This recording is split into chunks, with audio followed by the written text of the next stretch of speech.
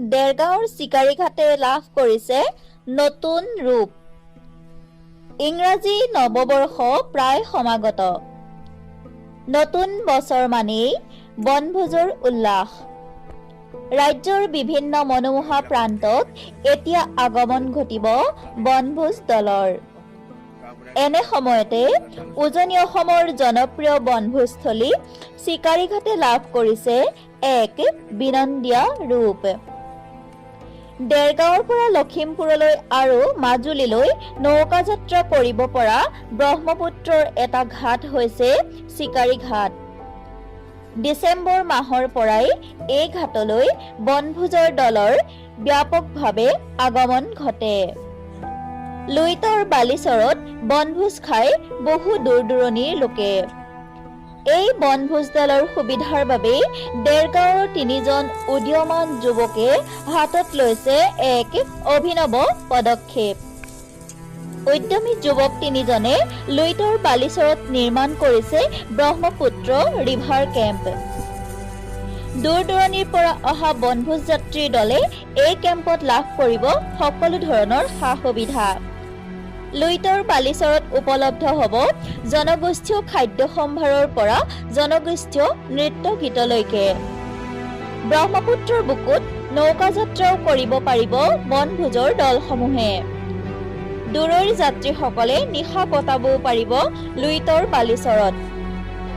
যোগেশ্বৰ পেগু, দিগন্ত পাটিৰ আৰু গৌৰৱ গগৈ নামৰ 3জন যুৱকৰ তৎপৰতাত এতিয়া ব্ৰহ্মপুত্ৰৰ চিকাৰীঘাটে লাভ কৰিছে অনন্য ৰূপ। বনভোজৰ বতৰত চিকাৰীঘাট হৈ পৰিছে যৌৱনা। দেৰগাঁও চহৰৰ পৰা প্ৰায় 10 কিলোমিটাৰ নিলগৰ লুইতৰ এই বালিচৰলৈ বনভোজ খাবলৈ আপুনিও আহিব পাৰে পৰিয়াল অথবা বন্ধুৰ লগত। দেৰগাঁৱৰ পৰা বিদ্যান বৰদলৈৰ প্ৰতিবেদন, কাজিৰঙা টাইমছ।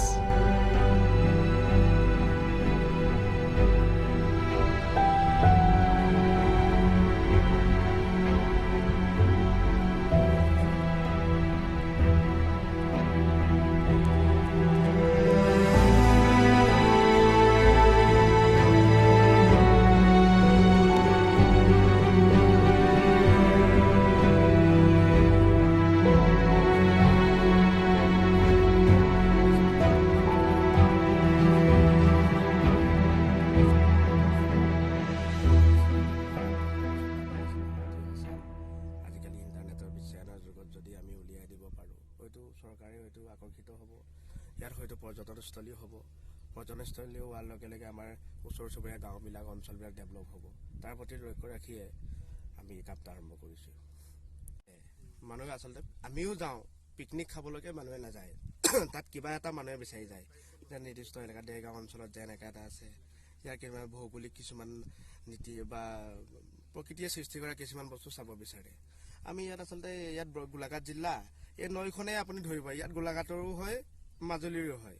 এনেকুৱা যিটো স্থান, ইয়াৰ পৰা আপুনি এই নৈখন পাৰ হ'লে ব্ৰহ্মপুত্ৰৰ যিটো আমাৰ খুঁটি, এই খুঁটি পাৰ হ'লে আপুনি মাজুলী পাব। নামনি মাজুলী বুলি কয়। শিকলি চাপৰি আছে, তেনেকৈ আপুনি কাছিকটা বা গোপাল চুক তেনেকুৱা টাইপৰ তেনেকৈ বহুত গাঁও আছে ইয়াত, সৰু সৰু গাঁও। এই গাঁওবিলাকক আচলতে চোৱাৰ ব্যৱস্থা আমি সৰু সুৰাকৈ দেখুৱাব চেষ্টা কৰিম।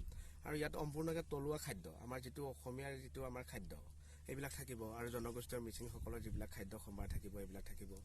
আৰু আমি ইয়াতে ৰেষ্টুৰেণ্ট থকা খোৱাৰ উপৰিও আমি অপেন ৰেষ্টুৰেণ্ট এটা থাকিব, মানে খোলা। ইয়াত আপুনি ৰেষ্টুৰেণ্টত বহি সৰু সৰু চকী পাৰি দিম আৰু ছাতি বনাই থোৱা আছে, আপোনালোকে জানেই।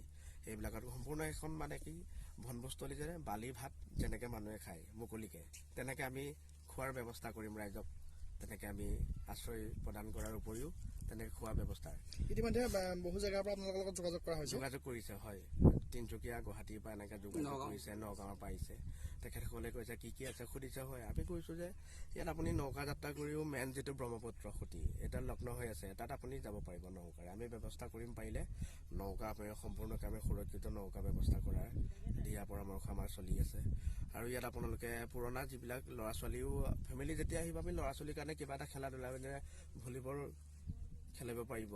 আৰু ল'ৰা ছোৱালীবিলাকে ইয়াত আমাৰ থলুৱা যিটো আমাৰ গাঁওবিলাকত খেল খেলে, যেনিবা বালিৰ পৰা কিছুমান মূৰ্তি সাজিব বিচাৰে, তেনেকুৱা টাইপৰ আমি সম্পূৰ্ণ সুৰক্ষিতভাৱে তেখেতসকলক মানে প্ৰাকৃতিৰ লগত সামঞ্জস্য ৰখাই মানে